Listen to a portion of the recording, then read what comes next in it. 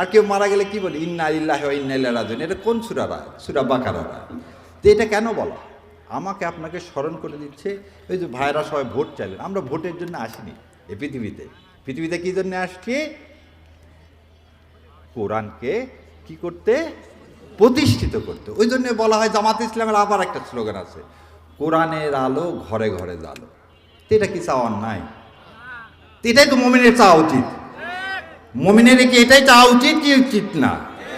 সেই জন্যে কোরআন শরীফের দ্বিতীয় সূরার নাম কি? সূরা বাকারা। বাকারার দেখেন আলিফ লাম মিমের পরে কি বলছে?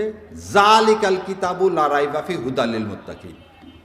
এই কোরআনে কোনো সন্দেহ নাই। আমরা কি বলতেছি? কোরআনের আলো ঘরে ঘরে জালো। আর কোন দল বলছে বাংলাদেশের?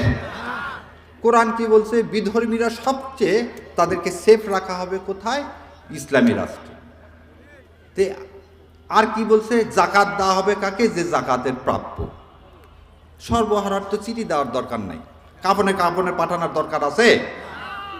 গরিব ধনী সমান হবে কোথায়? এই কোরআনে বলা আছে। জাকাত দিবেন, জাকাত সুন্দর মতো যে জাকাত হকদার তাকে দেওয়া হবে। এবং সেইভাবে চলছিল বলে নবী করিম সাল্লাল্লাহু আলাইহি ওয়াসাল্লামের পরে ওমর ফারুক রাদিয়াল্লাহু আনহুর সময় জাকাত দেওয়ার লোক খুঁজে পাওয়া যায় না।